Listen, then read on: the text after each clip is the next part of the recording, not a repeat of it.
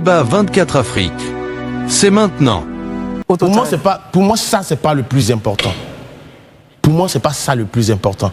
Justement, c'est parce que depuis des années, on est resté dans ces questions de géopolitique. Il faut qu'il y ait un ministre qui vienne de chez moi. Il faut qu'il vienne de chez moi. Donc, on est resté longtemps basé sur ce régionalisme, sur ce tribalisme. Est-ce que les populations ne sont pas plus touchées justement par l'action du président, sentant qu'il a nommé un des leurs, Daouda? Christelle, ce que j'essaie de dire, peut-être que... Je vous comprends très bien. Au-delà de vous, peut-être qu'il y a beaucoup d'Ivoiriens qui ne le comprennent pas encore. Aujourd'hui, nous sommes en train de construire une nation.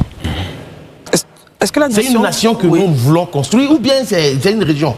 Est-ce que la nation met à bas justement les régions? C'était le point, c'est mon point. Allez-y, réagissez, et puis on va écouter les autres. Allez-y. Ok, merci beaucoup. L'idée pour moi, c'est que moi, je pars d'un principe qui est aussi fondamental que ça. Que la personne vienne de l'OPU, qu'il soit nommé ministre des infrastructures, qu'il fasse son job. C'est ce qu'on lui demande. Donc ce n'est pas parce que le ministre ne vient pas de ta région que automatiquement il ne doit pas faire le travail. Parce que c'est un travail qui est républicain. En fait, il faut sortir de cette chimère-là, du régionalisme. Parce qu'aujourd'hui, si on parle de... Nous, les gens du centre, on veut ça. Mais les Eotilés, qu'on peut compter du bout du doigt. Les Nzima, qu'on peut compter du bout du doigt, qui ne sont pas un peuple aussi grand. Parce qu'il faut avoir le courage de dire les choses. Selon le dernier RGPH, la population la plus nombreuse en Côte d'Ivoire, en termes de nombre, mais c'est le peuple baoulé. Et quand on commence à descendre, et ceux qui ne sont pas nombreux, eux, ils font comment? Donc pour moi, il faut parler nation, il faut sortir de ces questions de nous voulons un ministre de chez nous, nous voulons un ministre c'est là, nous voulons un directeur de cellule. Première des choses. La deuxième des choses, c'est l'histoire du gouvernement d'union nationale, tout et tout. Il faut sortir de cela.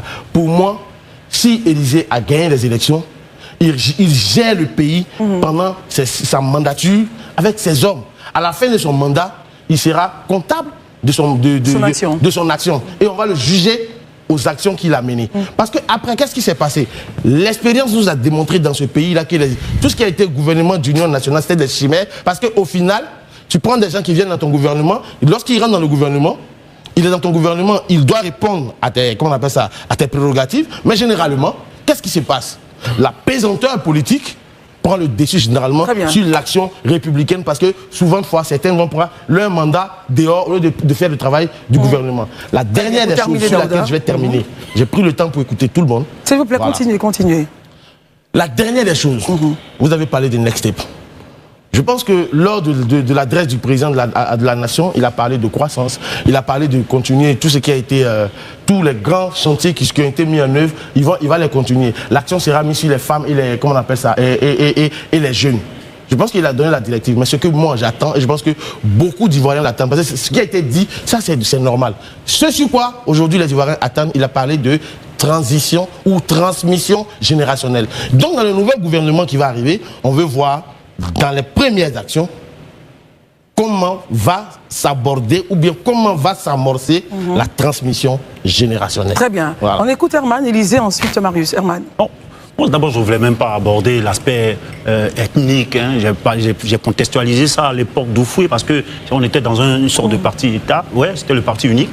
Mais j'ai plutôt regardé le profil politique de chaque membre du gouvernement sortant. On peut essayer de le regarder. C'est des personnalités qui sont essentiellement RHDP. J'ai souhaité, pour qu'il y ait un certain sentiment de reconnaissance à un gouvernement qui vient travailler pour un État, qu'il y ait des personnalités qui ne soient pas forcément encartées du parti au pouvoir ou même proches du président en RSI. Les Ivoiriens, je pense, ont envie d'être choqués à ce niveau-là. Quoique, si on veut regarder même le profil le faciès au niveau régional même, on peut regarder. Il y a combien de noms à consonance nordique? Ça ne dérange pas, c'est parce que les gens doivent regarder. Mais si celui qui devait être de l'OPU, qui attend à ce qu'un ministre sorte de l'OPU, il ne trouve pas, il peut faire l'économie de ça. Mais s'il constate qu'à l'OPU, il n'y en a pas, et qu'à Tia Salé, les 25 ministres sont tous de Tia Salé, lui, ça va le choquer, par exemple. C'est pour dire que ce n'est pas pour dire qu'on ne considère pas. Aujourd'hui, en Côte d'Ivoire, toutes les régions ont des personnalités qui sont des personnalités qui ont du potentiel, qui ont du talent. On a vu ici à des périodes, tu prends même avant la réconciliation, le forum de la réconciliation, mais le forum de la réconciliation qu'on a fait en 2000, l'idée, c'était en 2002, je ne sais plus, c'était 2000. C'est en 2000, forum de la réconciliation en 2000. Mais à la sortie, quelles étaient les conclusions de ce forum-là? Les personnalités des Ivoiriens qui sont venus de toutes les régions, de tous les points cardinaux de la Côte d'Ivoire, ont estimé qu'il fallait avoir un gouvernement d'union nationale, qui représentait de réconciliation. À la sortie de cela, on a vu en 2002, c'est vrai que ça n'a pas fonctionné après, les membres du gouvernement qui étaient sortis de partis politiques, le RDR, le PDC, RDR, je veux dire que ces coups-là, ça ne me dérange pas de l'essayer. Et dire que proposer cela, ce n'est pas faire comme si c'est pour nous mettre nous-mêmes en face de nos réalités. Aujourd'hui, je n'ai même pas pris, le gouvernement, les membres du gouvernement de façon individuelle, mais allons-y voir les cabinets, les directions régionales et autres, les directions générales des sociétés qu'on a. Est-ce que tous les Ivoiriens pensent qu'ils ont la promotion qu'il faut au sein de ces structures-là et autres? Voici la question. Donc quand on le souhaite, parce que le gouvernement donne le point de départ, ça insuffle quelque chose. Aujourd'hui, moi, j'estime, le président Ouattara a fait 15 ans. Il n'est pas en train de chercher à forcément plaire à ses lieutenants qu'il connaît tous, à qui il a donné plein de choses. Il peut essayer de choquer les Ivoiriens en prenant des personnalités qui ne soient pas forcément proches de lui, mais dont il sait les talents et les compétences et les utiliser. Merci Herman. Écoutons le point de vue de Marius Komoué maintenant. Marius. Un point de vue assez simple, ma chère Christelle. Allez-y, Marius. Je pense que j'ai parlé. Ceux qui devraient m'entendre m'ont entendu. Non, on aimerait bien comprendre. Allez-y. Précisez votre idée. Ceux qui n'ont pas voulu écouter pour m'entendre n'ont pas voulu entendre. Précisez votre idée, Marius.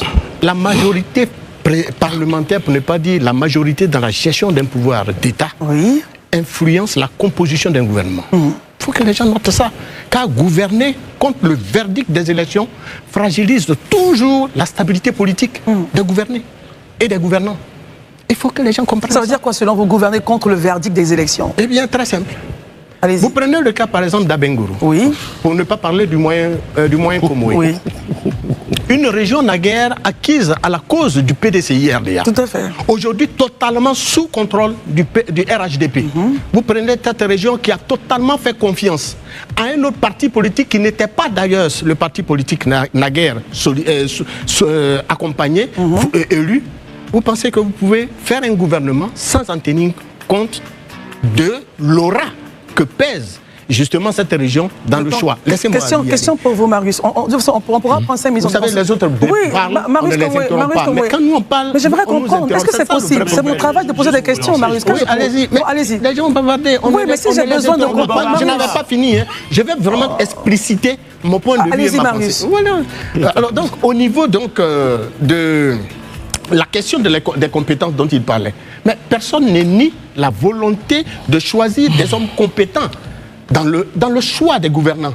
Mais celui qui fait le choix tiendra toujours compte des compétences professionnelles du nommé, de l'expérience administrative ou même politique sur le terrain, mais de son intégrité morale, en tenant aussi compte de sa capacité à gérer un secteur qu'on lui aura confié, comme par exemple la santé, comme par exemple les infrastructures, comme par exemple la sécurité, et j'en passe, y compris même la défense nationale.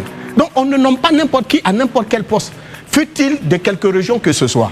On peut nommer quelqu'un, par exemple, à l'est ou à l'ouest ou au centre, une région, quel qu'il soit, mais il faut qu'il tienne, que ce dernier, le nommé, eh bien, reflète justement l'adhésion des populations à la politique du régime en place. C'est tellement important et ne pas en tenir compte, c'est vraiment soi-même se fragiliser.